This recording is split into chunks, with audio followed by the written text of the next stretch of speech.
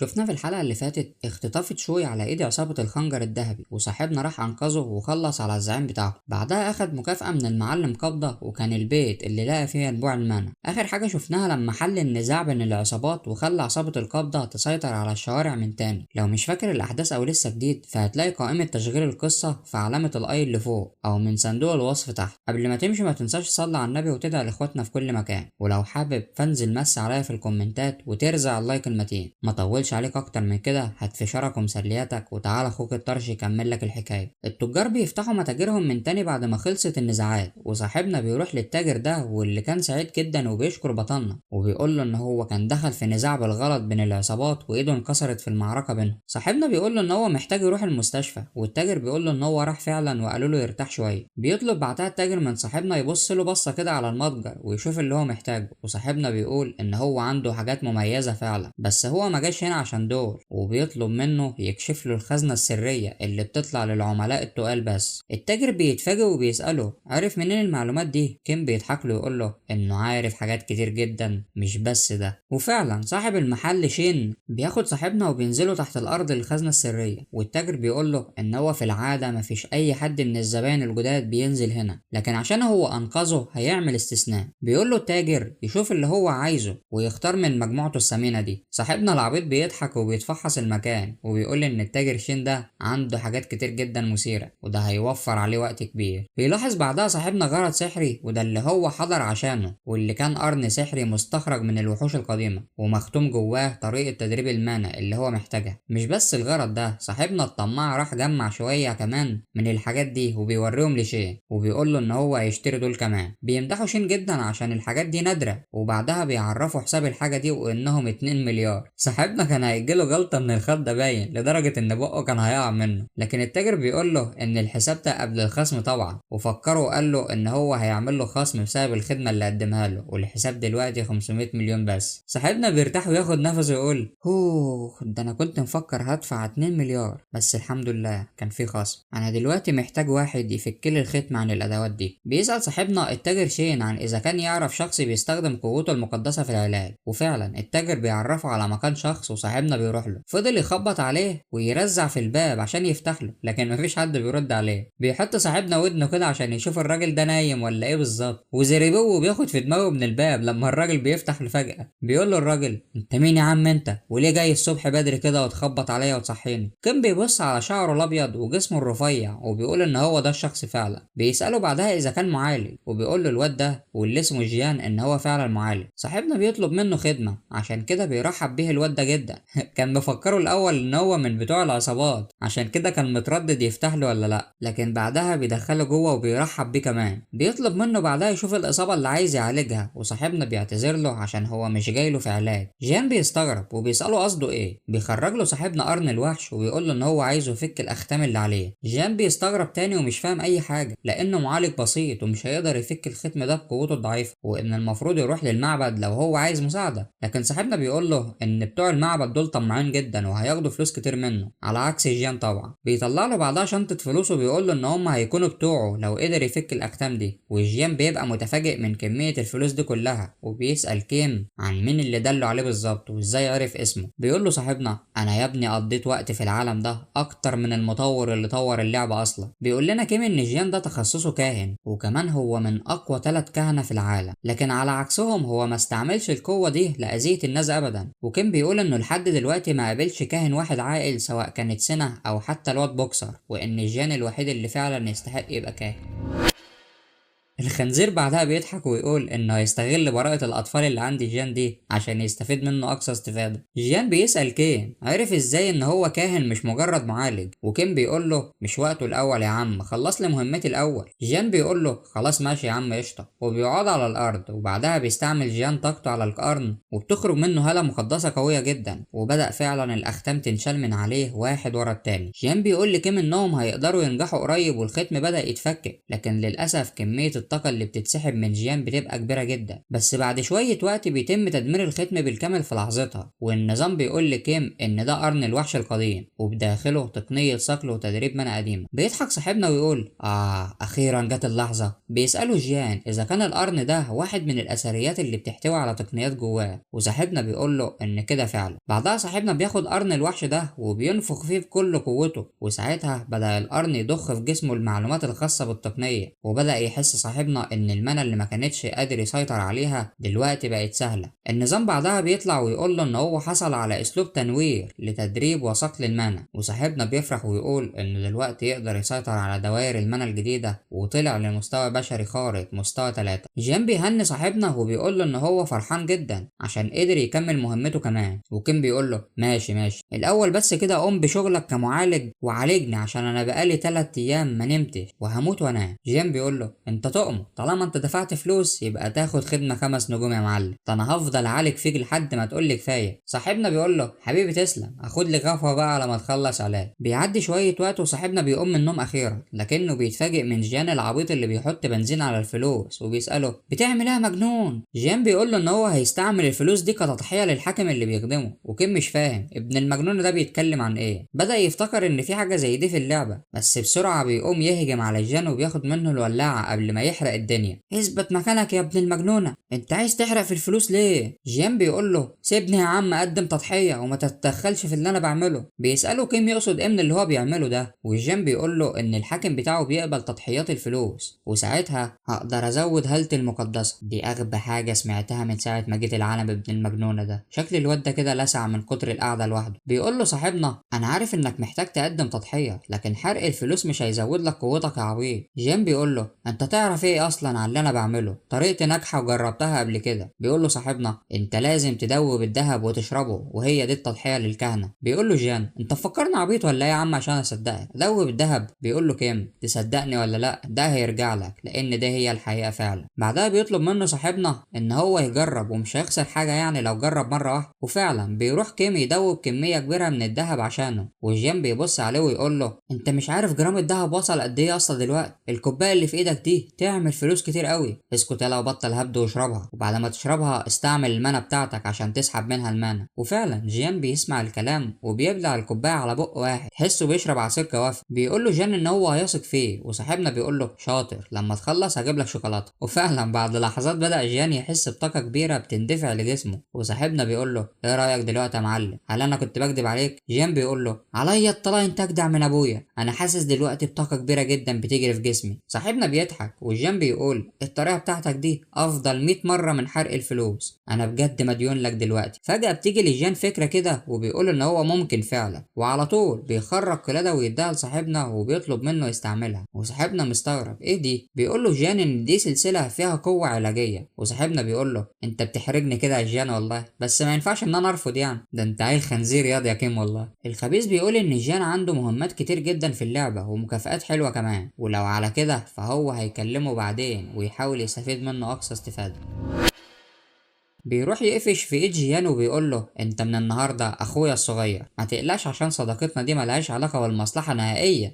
طبعا انت هتقول لي ده انت خنزير. بيعدي الوقت وكل يوم صاحبنا بيخلي جيان يشرب تضحيات الذهب عشان يزود قوته، لكن جيان بيقول له ابوس ايدك يا عم كفايه، انا حاسس ان انا هبقى تمثال ذهب قريب. صاحبنا بيقول له لا يا راجل ما تقولش كده، هو انا اقدر اذيك برضه؟ ده انا بساعدك عشان تزود قوتك، كل ده عشان مصلحتك طبعا. بيروح صاحبنا يمسك بق جيان ويقول له افتح يا سمسم، وهوب بيدلق فيه سائل الذهب وهو بيضحك وبيقول له الطياره رايحه فين. بيقول لنا صاحبنا ان جيان عنده ميزه مهمه جدا، وانه مش بيتعرض لتسمم المانا وبيقدر يستحمل كميات كبيره منها بسهوله. كيم بيضحك ويقول له احنا خلصنا خلاص كميه الذهب النهارده. بيقول له جيان يا اخي حسبي الله ونعم الوكيل فيه. بيتفاجئ بعدها جيان ان في طاقه كبيره جدا بتخرج من جسمه، وانها اكبر حتى من اللي ظهرت عنده اول مره. كيم بيقول انهم اخيرا نجحوا، والنظام بيطلع بعدها ويقول ان جيان وصل لمستوى بشري ساحر خارق رتبة تالتة. صاحبنا بيقول لجيان انت دلوقتي بقيت كاهن قوي جدا زي ما وعدت. جيان بيشكره وبيقول له ان لسه قدامه طريق طويل وهيبذل جهد اكبر، وكيم بيقول له انت قريب هتترقى لرتبة بيشوب في المعبد، وجيان بيشكره وبيقول له ان ده كله بفضله، ما تقلقش انا بس عايز اساعدك مش اكتر. لكن بيقول في نفسه انه دلوقتي هيبقى معاه واسطة كبيرة جدا في المعبد، وكمان هيخليه يفكله الاختام عن الادوات في المستقبل كمان. جيان بيقول لكيم ان هو عايز يطلب منه طلب، وبيطلب منه ان هو يحضر معاه الاجتماع اللي هو ناوي يعمله عشان يترقى في المعبد. صاحبنا بيقول له اكيد يا اسطى طبعا، وبدأ بعدها يضحك بخبث. خلونا بقى نروح للمعبد، وجيان بيبقى مستدعي كل الكهنة الموجودين عشان ياخد اعترافاتهم بترقيته، والكهنة بيهنوه على انجازاته وجيان بيشكره. صاحبنا بيقول ان العدد ده قليل جدا بس هيكفي، لكن فجأة بيوصل كبير الكهنة وبيبقى متعصب جدا وبيقول هو مين اللي سمح لكم تعملوا اجتماع وترقية من غير ما ترجعوا لي حتى اوغاد؟ هي سايبة ولا ايه؟ بيرحبوا بيه الكهنة وبيقول ان هو وصل اخيرا، وبيطلبوا منه يبارك لجيان هو كمان. لكن كبير الكهنة بيزعق فيهم ويقول لهم يخرسوا، وبيقول لجيان انت ازاي تجمع الكهنة حواليك كده بدون اذن مني؟ بيقول له جيان ان ده عادي لان كل كاهن يقدر يعمل اجتماع براحته. هنري بيقول له انت بتنصب علينا في حوار الترقية ده يالا، لان مستحيل تقدر توصل لمستوى 3 في خلال 3 شهور بس، انت اكيد زنديق وخدت قوة محرمة. بيتفاجئ جيان ويقول له ان هو كان بيتدرب عادي زيهم بدون اي غش، وهنري بيتعصب ويقول له اخرس، اقبضوا لي على جيان الكلب ده دلوقتي وحققوا معاه. صاحبنا بيقول له انت رايح فين يابا انت وهو؟ انت مفكرين الموضوع سهل ولا ايه؟ مش شايفني واقف معاه؟ هنري بيتفاجئ وبيسأله مين الوقت ده؟ بعدها بيقول لكيم يشوف هو رايح فين عشان ده موضوع خاص بالمعبد. انت غبي يابا ولا ايه؟ ولا انت كل ما بتكبر في السن بيزيد عندك الزهايمر؟ مش قلت لك من شويه ان انا الحارس الشخصي بتاع جيان؟ جيان بيحاول يهدي الكل وبيقول لهنري ان هو ما غشش ولا عمل حاجه غلط او مخالفه، وبيقول له ان قوته بتزيد عن طريق شرب الذهب بس. هنري بيقول له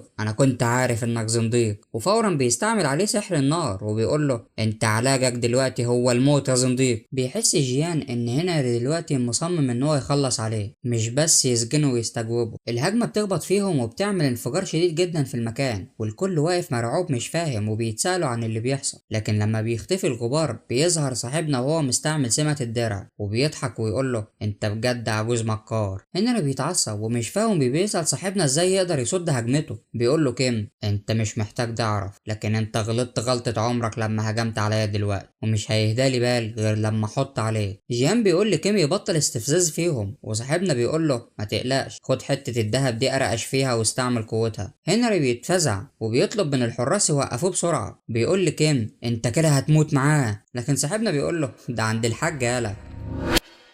الكل بعدها بيتفاجئ لما بيلاقوا جيان بدأ يخرج كمية قوة كبيرة بعد ما أكل الدهب، وهنري مش مصدق وبيقول إن ده مستحيل لأنه كان مفكر جيان ضعيف لسه. صاحبنا بيضحك بخبث ويقول إن هنري لازم يتفاجئ عشان جيان قوته أعلى منه بكتير. بيبص على جيان ويقول إنه وصل للمستوى المطلوب ودلوقتي قوته حتى أعلى من قوة بيشوب بكتير. بيخرج سيفه وبيقول لهنري انتوا كلكم كنتوا من شوية عايزين تهجموا على كاهن بدرجة بيشوب، ودلوقتي جه وقت العقاب. جيان بيسأل صاحبنا انت بتعمل ايه؟ بيقول له صاحبنا انا هعاقب كل الاوغاد اللي حاولوا يتهموه ويخلصوا عليك بالكده، هل تحب اتخلص لك منهم حالا؟ العيال دي بالنسبة لي كلهم شوية فران، وبالاخص الفار العجوز اللي كان بيكذب عليك من شوية ده. بيتفاجئ هنري وبيسأل كيم عرف ازاي ان هو كان بيكذب وعايز يخلص على جيان، وجيان سمع كده وقال لكيم انه اتخذ قراره خلاص وبيطلب منه دلوقتي يخلص على كل الخونة. وعلى طول صاحبنا بيروح لهنري ويقول له انه كان مستني الاوامر دي من زمان، وزريبو بيهجم عليه بهجمة يجيب اجله فيها وبيقول له معلش بقى الرئيس بتاعي عايزك ميت، انت كنت حمار عشان كان المفروض تتجنب المشاكل وغبائك ده هو اللي موتك. الحراس واقفين مرعوبين وخايفين من قوة بطلنا وبدأوا واحد ورا التاني يستسلموا، اما باقي الكهنة اللي بيراقبوا اللي بيحصل مش مصدقين ومستغربين ان البيشوب هنري مات بسهولة كده. كيم بيضحك ويقول انه قدر يخلص على هنري قبل ما يعمل المشاكل اللي كان هيعملها في المستقبل وانه ذكي جدا. جيان بيسأل صاحبنا اذا كان المعبد دلوقتي هيبقى بخير بدون بيشوب. انت عبيط يا ابني، ما انت دلوقتي هتبقى بيشوب مكانه. صحيح قول لي هل قدرت تتواصل مع الحاكم بتاعك؟ بيقول له جيان ان هو عمل كده فعلا، والحاكم طلب منه ان هو يروح لمنطقة ايفان وياخد منه الذهب اللي موجود هناك. بيضحك صاحبنا ويقول عرفت بقى دلوقتي ان الذهب هو الحل للتضحية؟ جيان بيشكره جدا وبيقول ان هو مديون له، لكن صاحبنا بيقول له عيب عليك يا اسطى مفيش حاجة يعني. جيان بيقرر يدي لصاحبنا مكافآت كتير وبيقول له ان دي حاجة بسيطة، والمعلم بيبقى طاير طاير من الفرحة زي ما انت شايف كده. لما بيرجع صاحبنا لبيته وبيشوف الهدايا اللي خدها من جيان بيضحك وبيقول انهم مليانين بالطاقة المقدسة. بيمسك السيف ويقول ان السيف ده مليان بالطاقة وهيفيده جدا في المستقبل. اما بقى التمثال ده فهو مميز جدا لانه بيقدر يفعل قوة الملجأ. القدرة دي بتعمل حاجز قوي جدا في اي مكان، ودلوقتي البيت بتاعه هيبقى حصن منيع. بعد شوية بيروح صاحبنا يتدرب بكل قوته وبيضحك ويقول انه مش هيبقى قلقان خلاص ان حد يحاول يخترق بيته، وهيقدر يركز على تدريبه. بعد ما بيستنفذ كل المانا اللي في جسمه بيروح لينبوع المانا عشان يجددها، وبيقول ان هو ما كانش يتوقع يستنفذ المانا اللي في جسمه كلها بسبب تدريبه لفترات طويلة بدون توقع. بس ده مش مهم لان دلوقتي انا بقيت اقوى بمراحل، حتى النار السوداء بتاعتي بقت اقوى بكتير. صاحبنا بيكلم تشوي وبعدها بيسأله اذا كان في مهمات جديدة، وشوي بيقول له ان في مهمة صعبة جدا ومفيش غيره يقدر يحلها دلوقتي. بيسأله اذا كان فاكر اول دهليز دخله عشان ينضفه ولما كونفود اتحول فيه. في فريق دلوقتي دخل الموقع لكن كلهم اتحولوا، موجود 6 متحولين منهم دلوقتي. للأسف مفيش حد يقدر يتعامل معاهم، ونقابة الصيادين طلبوا منهم يتعاملوا في الموضوع ده ولازم يتعاملوا معاه بهدوء عشان الرأي العام. كيم بيقبل المهمة بس الأول عايز يعرف نوع التعويض اللي هيحصل عليه. بيقول له شوي إن التعويض ده بسيط لكن هو ممكن يساوم معاهم وياخد منهم بندقية أركين اللي عليها سحر الإضعاف. بيتفاجئ صاحبنا جدا وبيستغرب وبيسأله إيه نوع سحر الإضعاف اللي مدموج فيه ده. بيقول له تشوي إن هو مشابه لسحر سينا والإضعاف اللي كانت استعملته ضده. صاحبنا بيضحك بخبث ويقول إن هو موافق، وبيعرفنا إن البندقية دي كانت هتبقى بتاع سينا أصلا وهي السلاح الرئيسي اللي كانت هتستخدمه في المستقبل. بيعدي شوية وقت وبيوصل صاحبنا لمكان التنظيف وبيبص على المكان ويقول إن المنى الملوثة انتشرت فيه من تاني. بيبدل السمات بتاعته لسمات الرؤية والتركيز وبيقول إن هو لازم يبقى حذر جدا. بيستعمل المهارات وبيحس إن في تحركات حواليه لكن مش قادر يحدد المكان بالظبط. فجأة بيحس بحاجة بتتحرك من وراه وعايز يغفله، لكن صاحبنا بسرعة بيلف وراه بسرعة ويطلع السلاح ويقول له أنا صحيلك، أنت مفكر هتهجم عليا؟ المتحول ده بيروح يهجم على بطلنا ويحاول يصيبه، لكن صاحبنا بيستعمل الرشاش ويبدأ يهجم عليه هو كمان. فعلا الرصاص ده بدأ يصيب المتحول وقرب إن هو يقضي عليه، لكن بيتملك المتحول ده نفسه وبيحاول يهرب من المكان بسرعة. رايح فين يا معلم؟ هو دخول الحمام زي خروجه؟ ده أنا هعمل منك مصفى النهارده.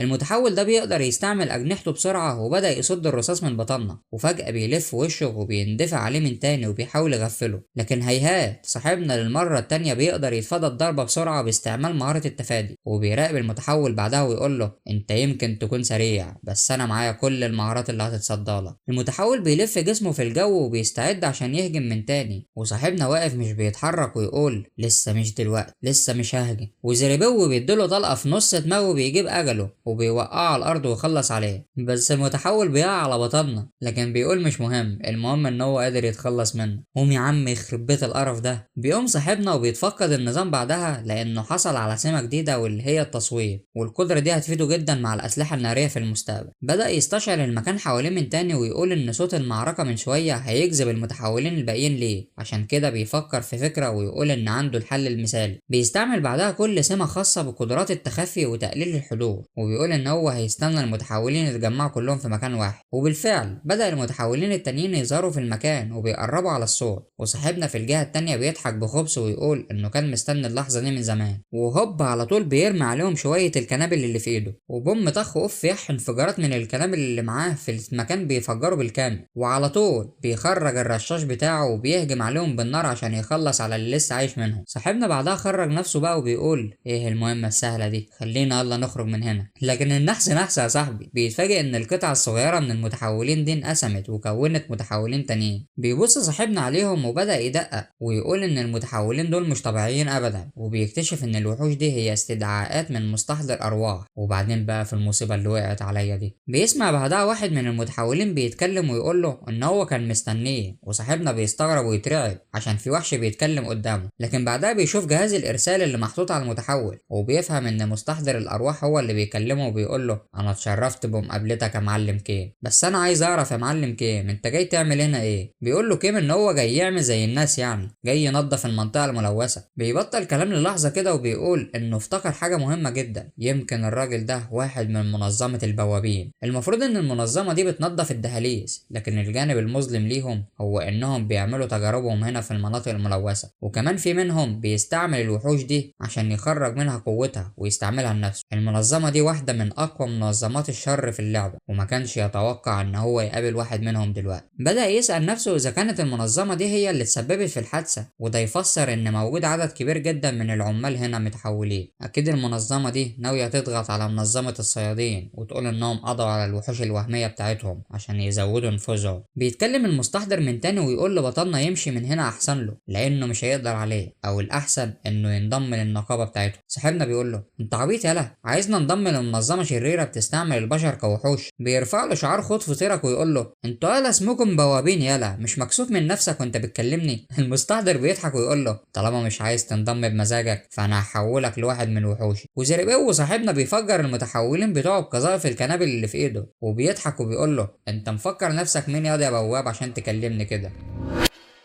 لكن للأسف بيتفاجئ إن الوحوش دي بدأت تعالج نفسها من تاني وتتجدد. شكل كده الهجمات الطبيعية مش تنفع معاهم، لازم أفكر في حاجة تانية. وفعلا صاحبنا بيخرج من معاه السيف المقدس اللي أخده من جيان، وبيقول لقيت خلاص الحل. المستحضر بيتفاجئ هو كمان، وبيبقى قلقان لما بيشوف السيف والهالة المقدسة اللي هي العدو الرئيسي للمنى الظلامية. صاحبنا بيخرجه من تفكيره وبيروح يهجم على الوحوش ويدمرها ويقول له لو عندك أي لعب تانية لسه مخرجتهاش استعملها قبل ما تموت. وعلى طول صاحبنا بينزل فيهم تقطيع وبيخلص على باقي المتحولين الموجودين. بيقول ان بفضل الهالة المقدسة اللي موجودة في السيف دي فالتعامل مع الوحوش دلوقتي بقى اسهل، بس المشكلة ان ابن الجزمة ده لسه بيستدعي وحوش اكتر. لو فضل الحال كما هو عليه انا قوتي هتخلص. بيطلع صاحبنا من معاه الادوات الجديدة اللي اشتراها من مدير المتجر شين، وكمان بيغير سماته كلها ويقول ان هو هيركز كل السمات اللي عنده على الهجوم. وهوب بيندفع من المكان بسرعة وبيستعد عشان يواجه الوحوش، وبيستعمل مهارات السيف السريع ويقضي على عدد كبير منهم. بس المشكلة دلوقتي ان هجمات السيف السريعة دي بتستنفذ جزء كبير من المانا، عشان كده لازم يستعملها بحرص. بيروح يهجم من تاني وبيقدر يخلص على عدد كبير منهم، وكين بعدها بيتراجع شوية لورا وبيقول ان هو حاسس بالتعب جدا دلوقتي. التلات دقايق اللي استخدمت فيهم المهارات دول حطوا عليا حمل كبير مع ان لسه معايا شوية مانا. بيندفع بعدها بطلنا وبيحط مانا على رجله وبيغلف جسمه بيها، وساعتها النظام بيديله سمة الاندفاع واللي بيزود له سرعته. العبيط بيضحك ويقول ان ده اللي كان محتاجه دلوقتي فعلا، وعلى طول بيحطها في السمات بتاعته وبيستعملها ويندفع على الوحوش ويقطعهم بسرعة. ودلوقتي جه الوقت للخطوة التانية، وفعلا بينط في السما باستخدام قدرة الاندفاع، والنظام بيقول له من تاني ان هو اكتسب سمة القفز العالي. صاحبنا بيضحك ويقول هو ده المتوقع من شخص لعب اللعبة 10,000 ساعة زيي. بدأ كيم يدمج السمتين مع بعض ويتنطط في الساحة يمين وشمال بسرعته وقفزاته، وبيهجم على المتحولين ويخلص عليهم بشكل أسرع من الأول. وأخيرا بعد ما بيعدي ثواني بيقدر يخلص على كل الوحوش الشبحية في الساحة، وبيقول إن مخزون المنع عنده قرب يخلص. بدأ المستحضر يضحك من خلال جهاز الإرسال على واحد من الوحوش وبيقول أنا عايز دلوقتي أحولك لوحش أكتر من الأول. بيقول له صاحبنا لو راجل تعالى وريني نفسك بدل ما أنت مستخبي كده زي الفراخ.